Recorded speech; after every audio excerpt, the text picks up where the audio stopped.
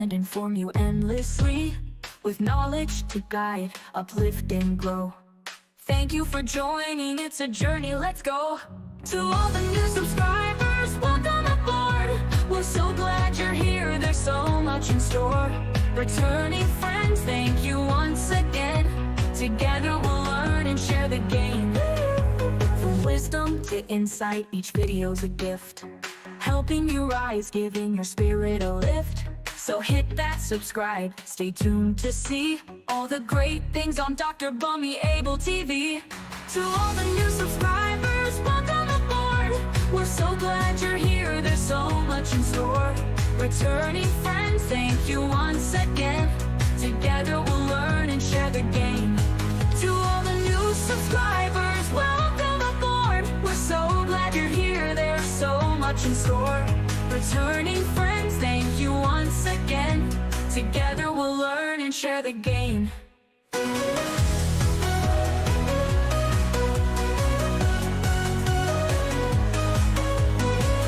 Bummy Able TV here for you. Inspire, educate, inform. That's what we do. Thanks for being part of this growing family. Let's keep shining together in unity.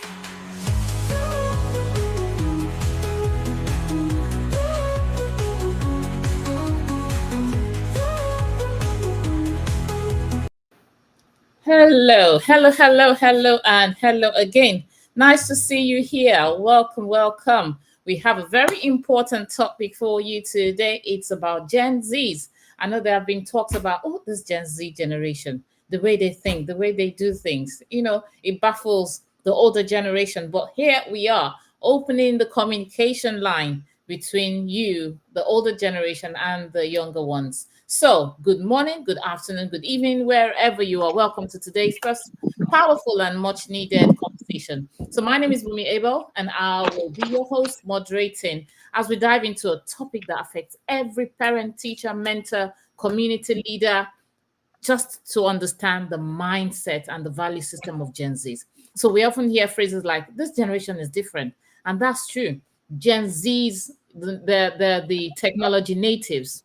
They are the AI generation and all of that. So Gen Zs, they are growing in a world that's faster, more connected, more complex than ever before. But behind the screens are stereotypes.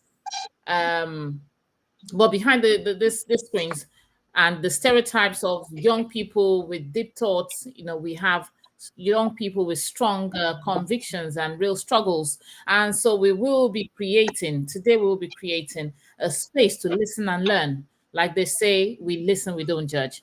To have a honest, respectful conversation across the generation. So our goal is simple: understand and not assume. So we want to build better bridges between the adults and the youths they care about. Now, our Gen Z guests are here. Thank you very much for being here. I can see GTT, I can see R. That's how I'm going to refer to them. They're here for your, to enlighten us. So thank you very much, both of you, for your openness. I'm still expecting more of you to join if they're able to, based on time zone. So our adult viewers, if you're there and you have questions, please write it out in the chat. And even if you're a Gen Z person, just write it down. Let's dive into it together. Thank you for showing up with curiosity and a desire to grow in empathy. So we start with our questions. And the questions we have are on Slido. I will share my Slido screen now. These are questions people have asked, and we have our Gen Zs here to answer those questions. So are we ready? Are we ready? I have GTT, I have R. Can you say hello? Hello. Hello. Hello. Hi. Hello. Thank you very much. So the first question is, what does success look like to you, and how is it different from how your parents define it? Any one of you can start. What does success look like to you? How is it different from what your parents define success? In my generation, probably success could be, having a car or having a job or what you have. Or some people could be maybe getting married, Some people's success in life could be having enough money. What do you, Gen Zs, define success as? GTT, do you want to start? Okay, ma. So, in my own point of view, my own way of view, I view success to be like something that is like a long time goal. You accomplishing a long time goal, something that you waited long, you've effortlessly worked on to achieve. In people's life, it varies.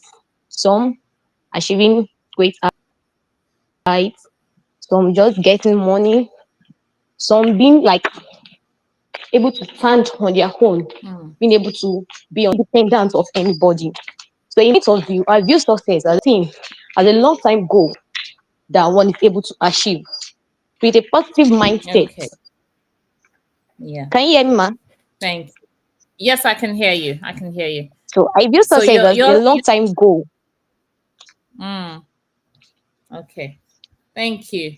Thank you, GTT. So GTT believes success is a long-term goal that that you can achieve. Is a long-term goal, not a short-term thing, not about just getting something quickly, because people believe that the Gen Zs are just into a microwave kind of life. I want it now, and that is it now. Microwave, anything it takes. That's why you see so many going the opposite direction, doing the 419s and the Yahoos and all of that. So GTT believes success is a long-term goal. Thank you very much, GTT, for explaining that to Ross. All right, R, have you got any addition to that? Yeah, so I wouldn't really say that is different from my parents because they're the ones who raised me. But I believe that success is achieving like a goal, both internally and externally. So like doing anything that aligns with your values, your vision, or your missions, that can be deemed as successful. Doesn't necessarily have to be a physical aspect, but the way you live your life, the way you're an example to others, that can also show that you're successful in life. All right, thank you very much. So your understanding of success is the impact you make on other people, on yourself and other people. Thank you very much for that eye-opening summary from your end. Thank you very much, GTT and R. Now, the second one says, what are the most important values to you in life and why? The reason we're asking this is because some people believe the most important thing is for them to be happy, no matter who toes they step on. They don't care about anything else. As long as they are happy, that's what matters. And, would you blame them? It could be how they were raised. It could be depending on different factors. It could be if the environment, So my question to you, GTT and R, is what are the most important values to you in life as a representative of Gen Zs? So, okay, ma. Value is something that it differs as people differ. So as the value, their value, what they see as their value differs. To me, what I cherish most or what I value most is my integrity. The way people see me, the way people respect me falls under integrity. Integrity is something that when you build, it pave way for the rest, for the other things we call value, such as respect, trust, honesty, and a lot more. Integrity is the background of those type of value. When you have integrity, respect follows. Yes. When you have integrity over something, even those that you don't expect to see it the way you've seen it, we have to come to think of it that this the way this girl said this thing or the way this girl sees this thing is the right way. So we expect honesty, trust follows integrity. To me, I value because it paves ways for the rest. Wow. Thank you very much. That's so encouraging to hear from a Gen Z that integrity is actually important in a world where that is not important to so many. In a world where people just want it now, and no matter how they get it, they don't care, So thank you very much. It's so wonderful to hear that from you. Thank you, GTT. R, do you have any other addition to that? What are the most important values to you in life and why? Yeah, so me personally, I'm a Christian, so I have Christian values like following the Bible, what it says, being an example of a believer, and things like that. And it's important because, Christ is the center of my life, and without him, I wouldn't be like quote unquote stable. But then also like the GGT, I think, said about integrity, I would say that positivity is an important value to me, like being kind to others, having a positive mindset, and having an optimistic view on life, because it shapes the way that I act towards others and the way that I respond to life. So that's what I would say that are my most important values. Okay, thank you very much. So we've heard from them positivity, integrity, their beliefs, their belief system is what is important to them. And because it's important to them, it would definitely take you places. Thank you very much for being honest with your answers. Third one, the reason we're just going boom, boom, boom is because, we're looking at making us sweet and short and simple. We've done 11 minutes already. Viewers, if you're out there, send in your questions and let us, if you've got questions for the Gen Zs, let us know. I'll take the third one. Why do you think mental health is such a priority for your generation? And the reason this question, I believe, is coming is because you can see from past generations, you have more mental health issues these days. Could it be based on social media? Could it be based on what people eat or concentrate on, or how they see themselves, their self-worth, their dignity? Because we've had people who have taken their own lives. It's so rampant in this day and age, seeing all of that, and we're wondering what is actually the problem. Is it that there's so much pressure from the community? Is it pressure from home? It's hard to tell, but I know with you dealing with schoolmates, and some of you are in university, some of you are out of university, work with colleagues. Why do you think mental health is such a priority for your generation? Yeah, you can go on, GTT. Okay, ma. So mental health, generally, we believe health is wealth. So when you're not mentally stable, it affects every other part of our life. Yeah, just like you said, the society, the social media has really affected a lot of people badly and positively, negatively and positively. Just like the topic that we are treating about the mindset. Our mindset affects our mental stability. When you think positively, when you go through the positive way of things, your mental health to will develop a thing. I don't know the word to call it, that will go align with your thinking. If you think about the negative way, yeah, it affects our mental health too.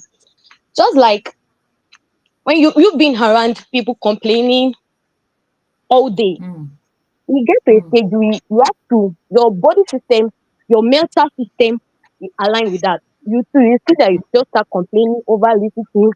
From there, gradually you move on and like that. Some people, when they listen to depression, like a depression song, it affects them mentally. When you see people just being depressed, why you depressed, they don't have reason for that. Why?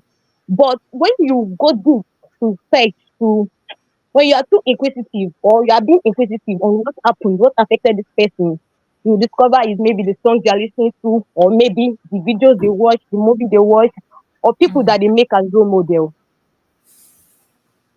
True. Thank you. Wow. People that are chosen as role models, the music people listen to, where time is being spent more, affects the mental health of even the older and the younger generation. So thank you very much for directing our minds in that area. Have you got any addition to that? What do you think affects the mental health of people? Well, I believe that is a combination of so much because there's so much going on in the world politically, economically, socially, academically. It's sometimes hard to have a balanced life. And sometimes if you don't have your own opinions, you'll be influenced here and there. That's why lots of people go into like depression or anxiety and things like that. So prioritizing your mental health means that you need to like speak to other people in order to ease your mind, in order to have a balanced life, especially with this world that there's so much information, both, online, and then there's people in your school. It's just a combination of so many things, but it's really important to prioritize it in our generation in order for you not to go down in the spiral. And yeah. Yeah, thank you very much. I like what you said, speaking to someone, because I think that is something lacking. People might want to speak to someone, but then if they don't have anyone around to speak to, and I've noticed that your generation, you're more active virtually than in real life. In our days, when we were growing up, it was about physical contact. But your days, I think it's more of virtual contact. You have thousands of friends that you see people see on the road, and they never even say hello to them. They just know, okay, this one is a friend on Snapchat or on Instagram, and those are things that baffle the older generation. So I think having someone to speak to is also one of the things that cause anxiety. So thank you very much for pinpointing that. And I'm sure parents and teachers and community leaders are listening, that there is a need to bring people out of that shell, make themselves available for youths to be able to talk to someone, not just virtually, but physically, making ourselves available as well. Thank you very much. I can see someone called Olayemi Omoyeni is available. Thank you very much. Thank you for joining in. Please, viewers, if you have any questions, you would help us by putting those questions on the chat, and we can ask our young ones. So thank you very much, GTT and R. We have a few more questions. The next one says, what does respect mean to you? And how do you feel respected by adults? So I'll start with R. What does respect mean to you? And how do you feel respected by adults? Because I know that people complain, oh, they're disrespectful. Oh, they don't even, and all of that. But is that the truth? Or is it that people have different understanding of what respect actually means? So the question is what does respect mean to you, and how do you feel respected by adults? Thank you. So I believe that respect means valuing others. How do I feel respected by adults is like listening to our opinions despite us being different in age or not being quote unquote age mates. And communication goes both ways. So if, like, in my opinion, if an adult is being disrespectful to you, generally I would say people with a short temper who aren't patient, they wouldn't be respectful to them. Or if they've had older people not being respectful to them, then that's why they act in a rude way. But respecting those that respect you is really important. As I said before, communication goes both ways. But personally, for myself, I would say that if an adult is being disrespectful because of that age difference, I know that I need to be respectful and not go off at them because they're not my quote unquote age mate. So yeah, that's what I would say. Okay, thank you very much. So I think that's the traditional way as well, that people know that even though as some adults could be rude, they could be not being empathetic to the younger ones, and being a younger one, you don't just flip and say, oh, respect is mutual. I know you've mentioned it, that respect is actually mutual. Is respect and be respected. That is how life goes. So I'm hoping that adults are also listening. Let's respect is mutual.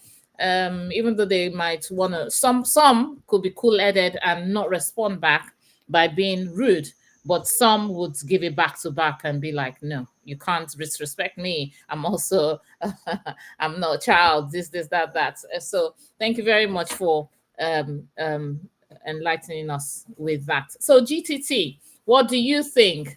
What does respect mean to you, and how do you feel respected by adults? Ma, me, I still respect as something. It's not something that you demand for. It's something that comes naturally. It's something that maybe you've worked for it, then it speaks, just like a voice that speaks. Generally, between adults or a teenager or a child, I think respect generally as one thing in common with everyone. My partner said, just like respect is reciprocal. When you work for something, it speaks for you. Anywhere you go or anywhere you find yourself, you'll be respected. The way you carry yourself also determine the way you'll be respected. It tells more about the way you'll be respected. You can't just see a younger lady or a young child or a teenager or just a youth. Then maybe because yeah, it's your superior and elderly person, the person is just meant to do just like the way you insist on the person to do, or what you just feel. Yeah, I'm the older one here, you must do as I say. Respect is not that way. There is a thing Wow. that Go there's a ahead. Go thing ahead. that you don't feel you don't feel small, or you don't or it you treating juniors or those that are younger than you does not reduce anything from you. It speaks more of who you are, and that's what we see as respect. That's what I see as respect. Respect is a voice that speaks for everyone, not just something that we demand for, but it speaks. It comes with our attitude, with our character, and lots more. Wow, wow. Thank you very much. Did you just hear that? Respect is reciprocal. Respect is not something you demand for, it's something you earn. Wow, I like that.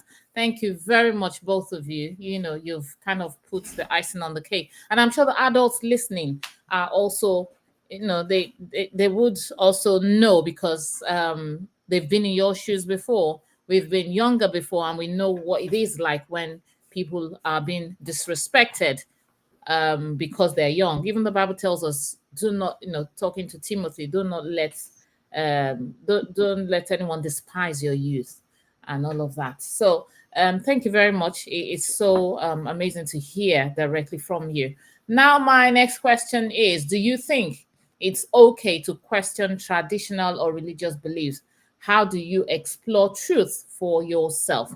Because sometimes we know that people who are born into a religion tend to follow that religion without questioning. But the question is, do you think it's okay to question tradition or religious beliefs? And what do you think your generation will say about this? And let's talk about generally, what do you think your generation says about it, and then what do you say about it, and how do you explore the truth for yourself? So it's a question in two phases or three phases. So GTT, welcome again. I know the internet is trying to play up. I'll say the question again. Do you think it's okay to question tradition or religious beliefs?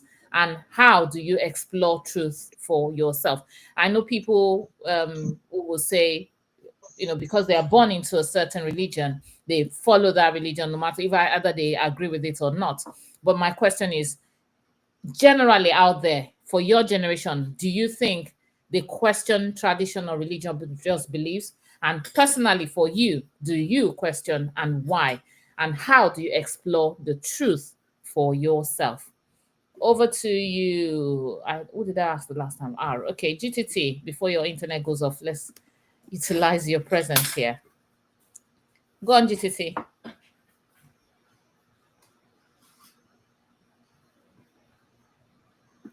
I can't hear you. I can't hear you, GTT, but okay, maybe I'll ask R. R, would you like to start, please? Yeah, so for the traditional beliefs, I would say that if there's like traditional and cultural things that you don't agree with, then I think it's okay to raise an issue. However, you do need to be respectful to the fact that, it's been a practice for like many years, many generations. And with the religious beliefs, I would say you need to know God for yourself. Um, but personally, I would say that one, know God for yourself, and two, don't I feel like you shouldn't be too pushy about things sometimes because these things can be like sensitive topics.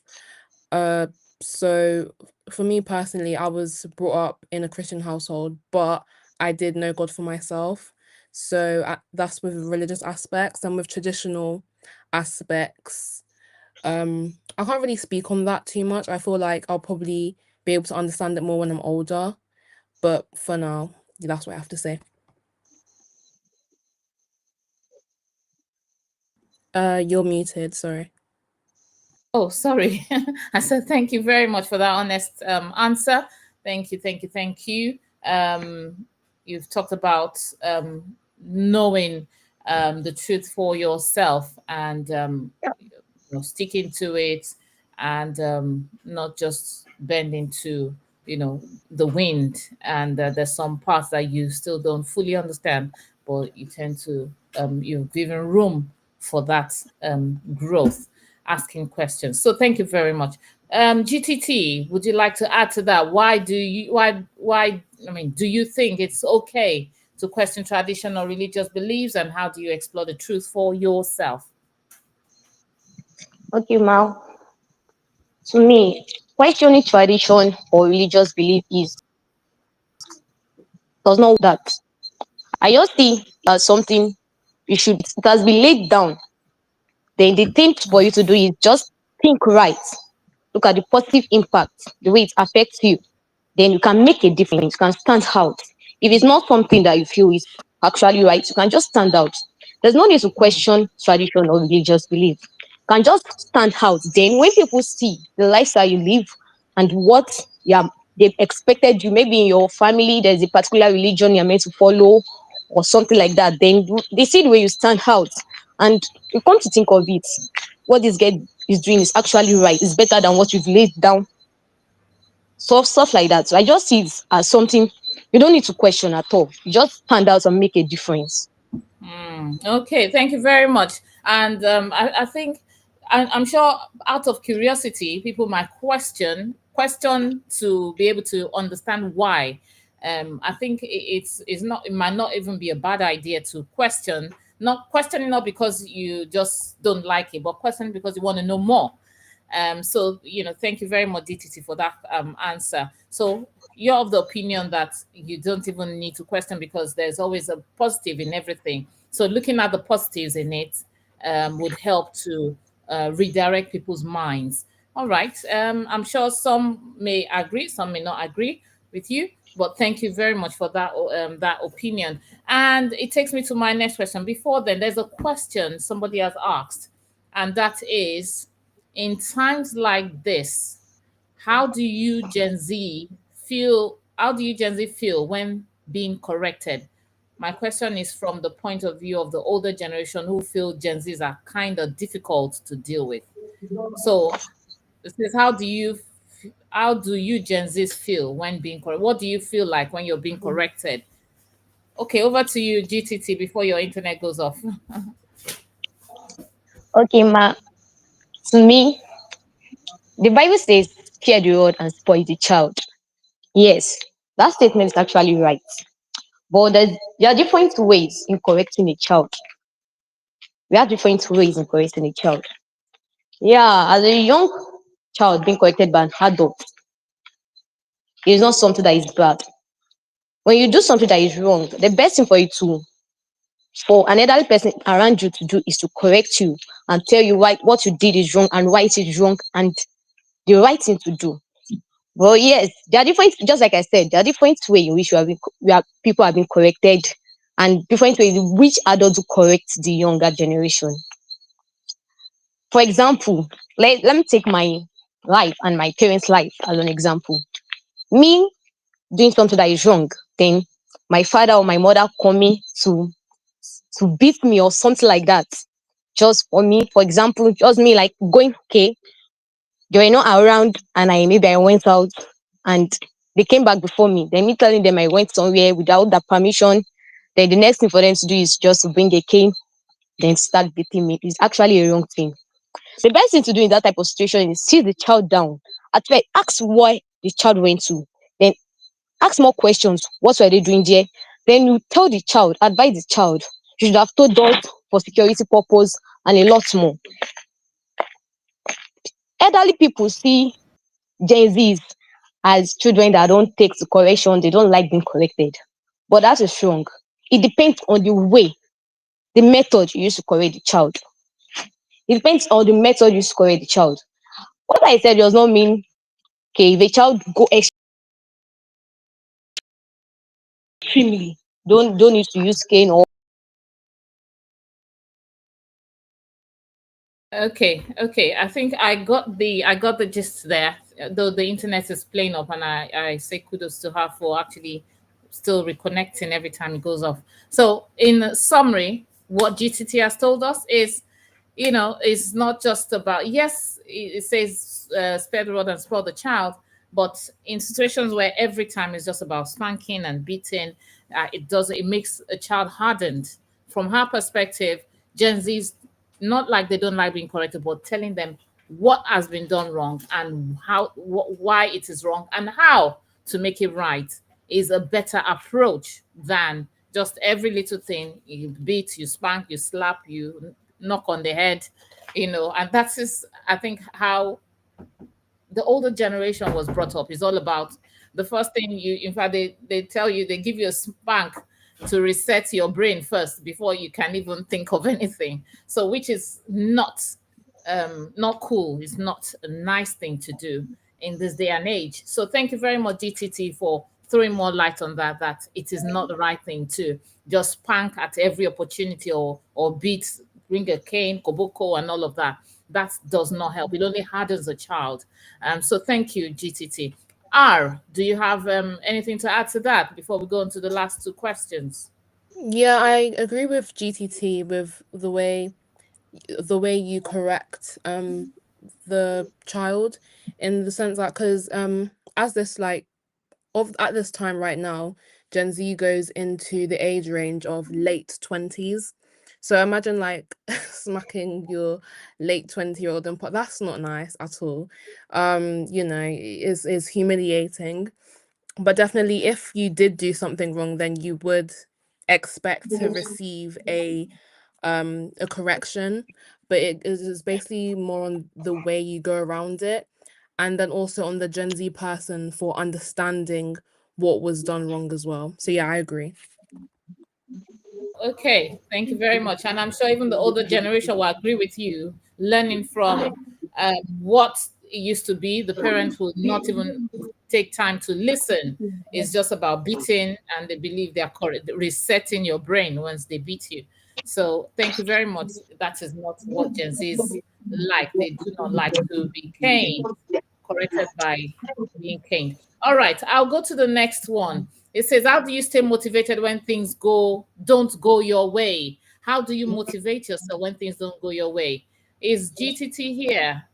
The reason I'm calling GTT first is because the internet is playing up, and every time I get you, I just want to squeeze the best out of you first before the internet goes on off, and then I can call R. So GTT, please, thank do you, you want ma. to start? Thank you.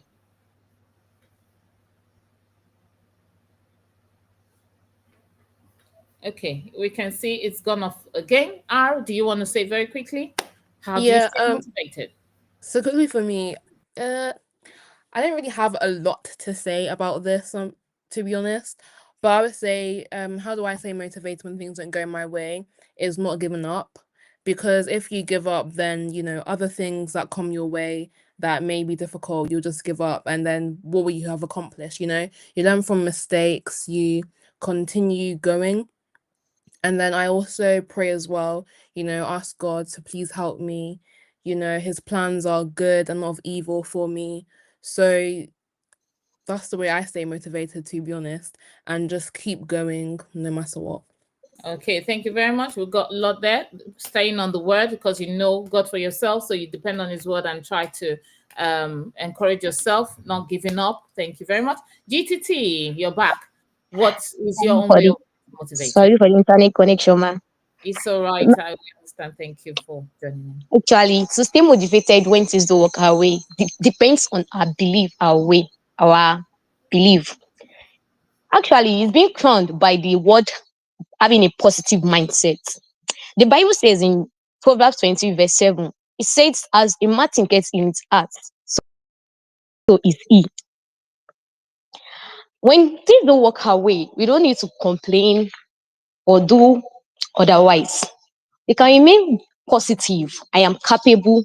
You speak positivity to ourselves. I am capable. I can do it.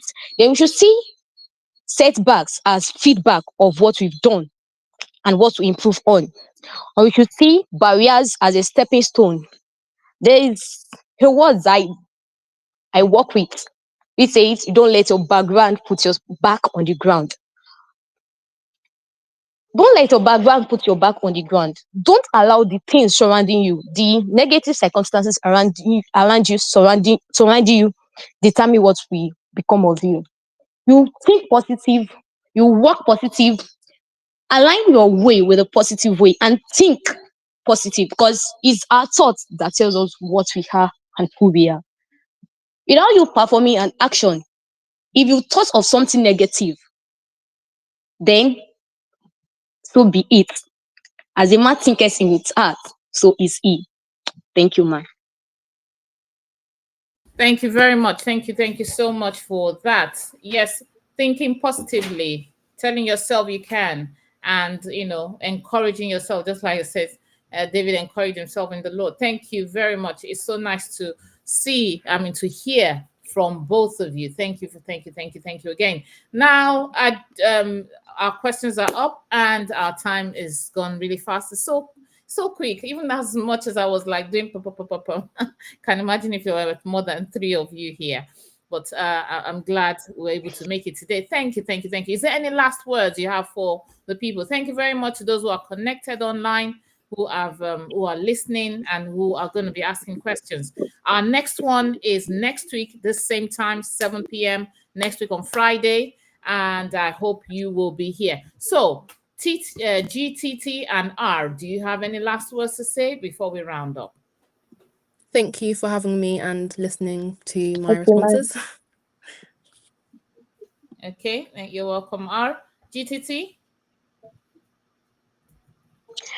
I thank you, ma, for the privilege given to us today. I just want to add that we should remain positive, have a positive mindset. Even if we have challenges surrounding us, setbacks, we should not see setback as something that is injuring us. We should see it as a stepping stone to our success. Remain positive in everything we do, and we should watch the things we do because our thoughts, our environment, life. Thank you, ma.